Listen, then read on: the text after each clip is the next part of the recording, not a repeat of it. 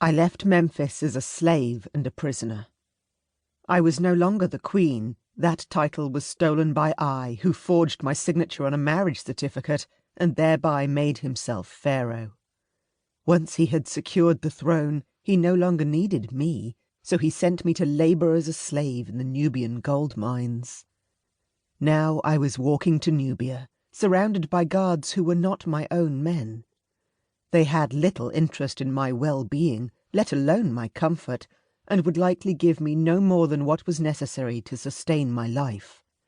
Hanu, one of the men who had caught Rennie and I when we tried to flee the palace, was the only one I knew by name, and only he might show me any kindness.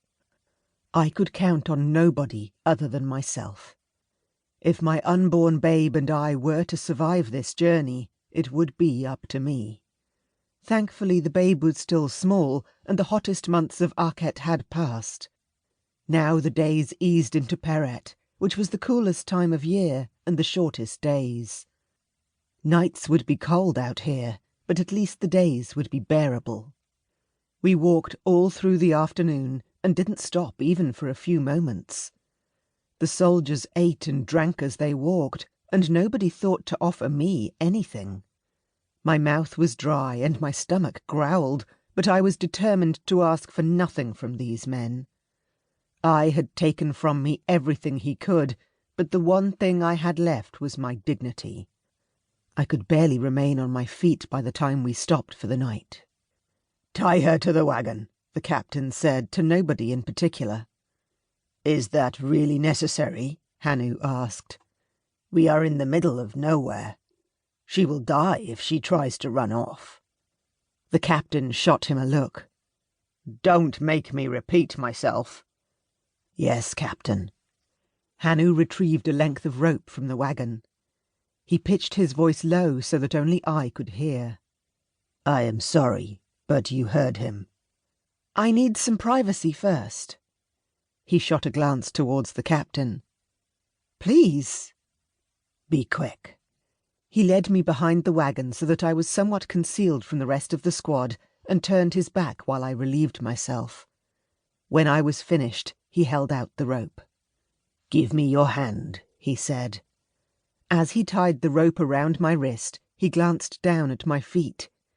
He had offered me some bandages earlier when he noticed I was limping. "Did the bandages help?" he asked. I wanted to snarl at him. However nice he was being right now, he was still I's man, but I swallowed down my pride. If Hanu was inclined to help me, I couldn't afford to alienate him. "They did." He made no further comment as he finished tying the rope around my wrist. "What did you do to get sent away?" I asked. Before Hanu could answer, a shout came from the other side of the wagon. "Over here," Hanu called, and led me back to where the rest of the squad was. "She needed to relieve herself." "She is a prisoner. She could have gone where she was." The captain shot him a disgruntled look. "Come on, man," Hanu said. "She's a lady. We can afford to give her a little privacy when she needs to do her business." The captain huffed and turned away. Hanu tied the other end of the rope to the wagon's wheel. "The wagon will give you some cover from the breezes overnight.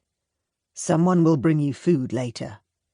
I would not suggest trying to get away. Even if you could untie the knot, we are a full day's march from anywhere. There is nowhere to hide out here."